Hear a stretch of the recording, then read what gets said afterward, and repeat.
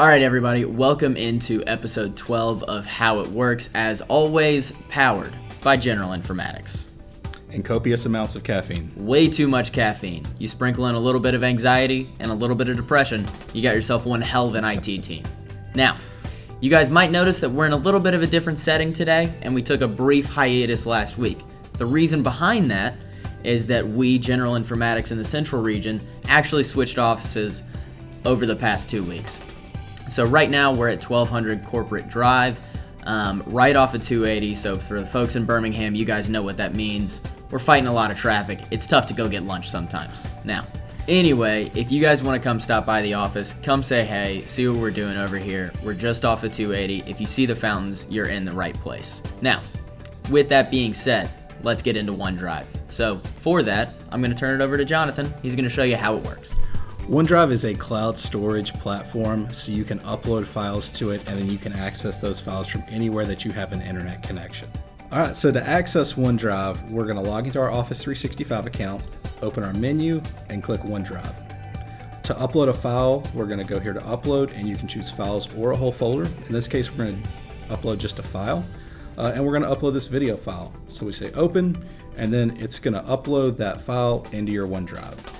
Once that's complete, you can log into your OneDrive from anywhere that you have an internet connection and a web browser, even on a phone or a tablet, and you can download that file by going here and choosing Download. Another cool thing you can do with OneDrive is you can actually use that to share files. So let's say you're sending an email and you have an attachment that's very large, let's say 500 megabytes. An email is not going to be able to send a file that large.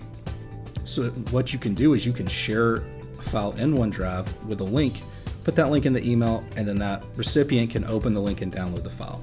So to share, we'll go to our menu here and choose share, and you can either enter the person's email address here or you can choose to create a link. So in this case, we're going to create a link down here, and then I can choose who I want to have access to that link.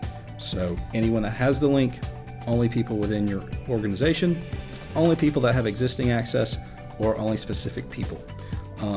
And another permission we can set is whether or not to allow editing. So maybe I've got a Word document and I want people to be able to view it but not change it. So I can leave that unchecked, so I'm not going to allow editing, and then only people can view it. You can also block download. So same scenario, let's say we've got a Word document and you want them to be able to open that document but not download it to their computer. You can block that as well. So a situation where you could use that is maybe you have a policy and you only want people to be able to view that inside your OneDrive. Maybe it's being changed a lot. That way you don't have multiple copies of a policy. You can block the download so everybody has to go to this version you have online. And a really nice thing for IT professionals is that they can actually limit access on who links can be shared with. In our case, our organization does not allow me to send a link to anyone unless they are in General Informatics. So you hit apply there, and then it creates your link. You can copy and paste that in an email, and then that person will have access to those files given whatever permissions you gave them.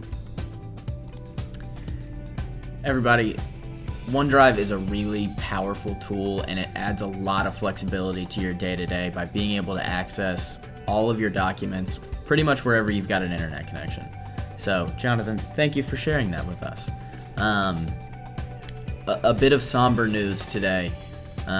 Today being June 15th, of course, marks the end of a tech giant. Internet Explorer will be officially retired today and will no longer be supported. So, Jonathan, if it's okay with you, I'd like to offer up just a brief moment of silence for Internet Explorer.